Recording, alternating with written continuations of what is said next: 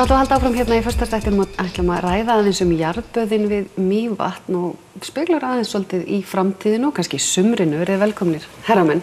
Takk fyrir. Það var aðalfundur á dögunum hjá okkur þar sem var að vera að ræða aðeins framtíð jarðböðanna. Segðu okkur kannski bara aðeins frá því hvernig sjáu þið fyrir ykkur framtíðar uppbyggingu jarðböðanna í Mývatnssveit. Það er svo sem ekki búið að móta hann endanlega en svona í tilefni af góðum aðalfundi mitt sem var haldinn í síðustu viku þar sem var verið að fara yfir gott ár í fyrra og met fjöldi gesta í fyrra yfir 120.000 mann sem komu í jarðböðin, hvorki meira né minna. Þá er orðið ljóst að umfangið er orðið það mikið að núverandi húsnæði ræður ekki við allan þennan fjölda til svona, eftir svona kannski 1-2 ár eða svo.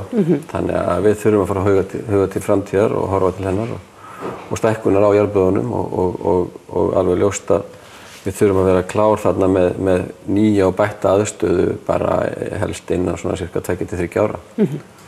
En jarðböðin í Mývatnssveit, þetta er nú stundum verið að líka þessu saman við Bláa lónið, að þetta sé svona Bláa lón okkar Norrlendinga. Hver er munurinn á jarðböðunum og Bláa lóninu? Já, fyrsta sem kemur upp í huga sinna erlenda ferðamannsins, hann segir þetta sé svona less commercialized. Það sé svona meira friendly og homey og þannig ég raun og veru færa mig yfir íslenska þá er þetta meira svona sveitó. En þegar við komum á vatninu þá erum við með jarðvatn á móti jarðsjó sem Bláa lónið er með og þar af leiðandi er vatnið okkar ekki salt og fólk finnur kannski helst að muna að hárið er ekki stíft eins og í Bláa lóninu en hérna liturinn er svo sami og þessi blái fallegi litur. Og hann verður raun og veru til af ljóstilvíðun frá sól. Raun og veru við fáum vatn í jörðinu þá er það nánast glært. En það er sólin sem býr til litinn. En hvað með það? Er það svona heilsubætandi eins og að talað Bláa lónið til dæmis með psoriasis og annað? Já, það er það og það er einmitt mjög skemmtilegt frá því að segja að það er maður á austan sem kemur til okkar reglulega og stundar á sumrin að koma og baða sig. Og svo þegar það fer að halla að vetri þá tekur hann með sér 10 litra brúsa, 2 10 litra brúsa, tóma. Og hann einfallega fer í bað með brúsana, hann fær bara leyfi til þess og hann fyllir það á vatninu. Já. Og svo náttúrulega eins og við erum búin að þekka hvernig bæði þessi vetur og seinasti vetur er búin að vera erfiður varðandi færð. Að þá er ekki alltaf hægt að komast á milli landshluta. Og þá er hann að nota þetta vatn eins og hann segir sjálfur, hann er svona að setja dass út í baðvatni. Og þannig heldur hann niður í psoriasis. Magnað. Já, það er það og bara frábært. Ég bara býð svona, fólki eins og hann, bara velkomið og með sína brúsa. Nákvæmlega. Og hvað með verðið? Það er nú rætt töluvert verðið. Jú, verðið er náttúrulega alltaf að ræða og það er líka ákveðin stýring á umferð fólks inni. Og hérna við erum talsvert lægri ef við berum okkur saman við Bláa lónið. En hérna engu síður er þetta náttúrulega svolítið annað en venjulegur baðstöður. Það er önnur umgjörð, það er annað kostnaður í kringum að halda svona lóni. Þannig að þetta er svona verð sem við komumst niður á, ég og stjórn og samþykkjum þetta. En hvernig urðu þessi jarðböð til? Þetta spratt upp af hugmyndum sem eru manna í sveit, í Mývatnssveit.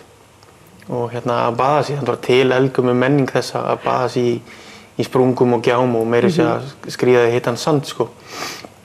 En svo einhvern veginn færist þetta upp og mennum voru með lón þarna.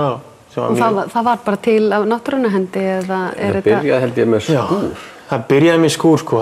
Yfir svona eina holu.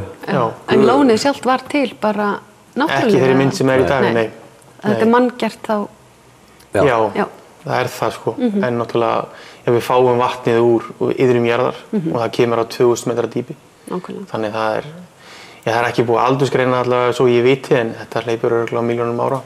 Já, en varðandi ferðamennskuna almennt að þá er nú töluvert að vera rætt að það sé jafnvel orðið dálítið stappað á suðvesturhorninu af erlendum ferðamönnum og ef ég las rétt að þá var örugglega sjálfur ferðamennirnir að tala það væri helst til mikið af þeim og það hefur nú rætt hversu mikil uppbygging hefur verið í ferðaþjónustu á Íslandi og ég veit að hérna bæði fyrir norðan og austan okkur það er allir klárir í slaginn og það vantar í rauninni ferðamenn hingað. Sjáu þið fyrir ykkur bara svona fyrst þið eruð í ferðaþjónustu bransan og þú ert náttúrulega líka að reka bílaleigu þannig að þekki ferðaþjónustuna með öðrum hætti líka. Teljið þið að það þurfi að skoða Ísland í heildrænna samhengi þegar það kemur að ferðaþjónustunni? Þar að segja að reyna að fara að beina ferðamönnum með ykkur hætti norður? Algjörlega.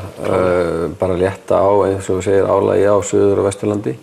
Við vitum það að Keflavíkurflugvöllur er sprunginn í þeirri stöðu sem hann er í dag og getur ekki tekið á móti þeim fjöldafarþega sem að helst þyrfti og margir ferðamannastaðir líka og það er náttúrulega framundan mikil stækkun á Keflavíkurflugvelli og það skiptir bara ferðaþjónustunni í landinu öllu, ekki bara fyrir sunnan og vestan og heldur út allt land miklu máli að opna í rauninni aðra gátt inn í landið.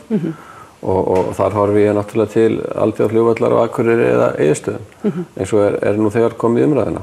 Þannig að það kannski hugmyndin að ef það á að halda áfram að auka gjaldeyristekjur af ferðaþjónustuna þá þurfum við kannski að horfa til þess frekar en að fylla allt.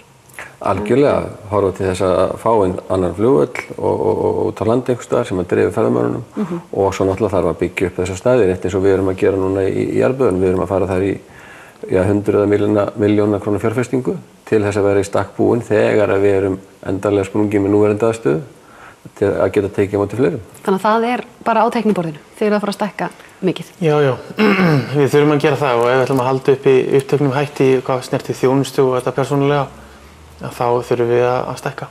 Spennandi. Takk fyrir komuna, herra menn, og við fylgjumst að sjálfsögðu með þessu og að gera að kíkja í Jarðböðin. Þetta er einhvern veginn allt öðruvís og eiginlega get ég nú alveg sagt persónulega finnst mér það alveg dásamlegt en við höldum áfram í föstudagsþættinum eftir augnablik.